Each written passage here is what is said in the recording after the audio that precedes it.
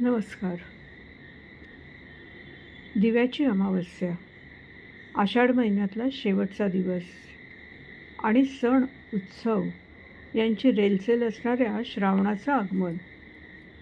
या सण आणि उत्सवाची तयारी म्हणून दीपपूजन, त्यांची पूजा करून कृतज्ञता व्यक्त केली किंवा करावी.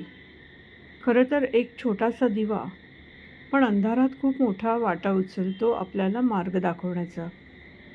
असाच उजेड आमच्या आयुष्यात राहू दे आणि पूर्ण आयुष्य उजळू दे, ही प्रार्थना त्याला करावी.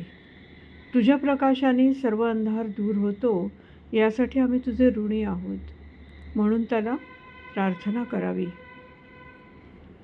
श्रावण महिन्याचे समर्पक वर्णन.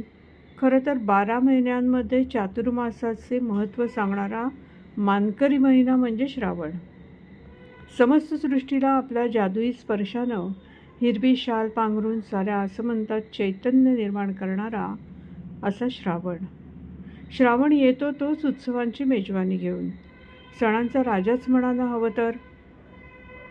आणि महत्त्वाचं म्हणजे या सृष्टीप्रती, प्राण्यांप्रती कृतज्ञता व्यक्त करण्याचा हा महिना.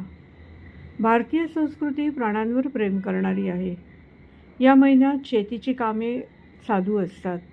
शेतीची नासाडी करणाऱ्या उंदरांचा नाश नाग करतो, सर्प करतात आणि शेतकऱ्याचा तो मित्र बनतो. थोडक्यात दंश करणाऱ्या नागदेवतेची पूजा करून त्याच्याविषयी कृतज्ञता व्यक्त करण्याचा दिवस म्हणजे खरी मानवता, हे आपल्याला नागपंचमीचा सण शिकवून जातो. त्याचप्रमाणे श्रावण महिन्यात येणाऱ्या सप्तमीला शीतला सप्तमी असं म्हणतात. या दिवशी पोटाची काळजी घेणाऱ्या शेगडीची पूजा गृहदेवता म्हणून केली जाते. नंतर येते ती नारळी पौर्णिमा. नैसर्गिक वायू, तेल, सागर संपत्ती यांचा विपुल साठा करून मानवी गरजा भागवण्याचे माध्यम असणाऱ्या समुद्राचे पूजन या दिवशी करतात. उसळलेल्या समुद्रांच्या लाटांना पौर्णिमेला उतार आलेला असतो. त्यामुळे कोळी बांधव या दिवशी समुद्र देवतेचे पूजन करून आपल्या व्यवसायाची सुरुवात करतात. वरुण देवतेचीच पूजा या दिवशी होते. नारळी पौर्णिमेला राखी पौर्णिमा असंही म्हटलं जातं. भावा बहिणीच्या नात्याची वीण रेशमी धाग्याने अधिक दृढ करणारा, नात्यातील स्नेह, जिव्हाळा आणि परस्परांमध्ये पावित्र्य, सद्विचार, सद्बुद्धी जागृत करणारा सण म्हणजे रक्षाबंधन. या दिवशी बहीण भावाला राखी बांधून गोडधोड खायला देते. यानंतर कृष्ण जन्माष्टमी, गोपाळकाला अत्यंत जिव्हाळ्याचा विषय. जिच्या हाती पाळण्याची दोरी ती जगा उद्धारी, ह्या उक्तीप्रमाणे मातृपूजनाचा हा सण अमावस्येला येतो. या अमावस्येला पिठोरी अमावस्या म्हणतात.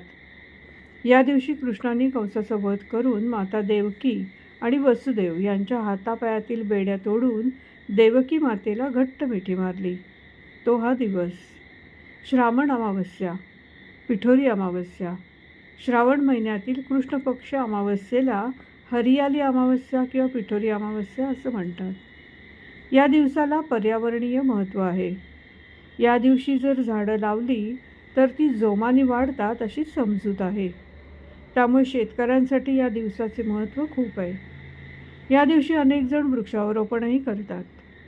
मातेचा त्याग, समर्पण भाव, समभाव दृष्टी, निरपेक्ष भाव याची जाणीव ठेवून तिला दुःख होणार नाही याची काळजी घ्यावी.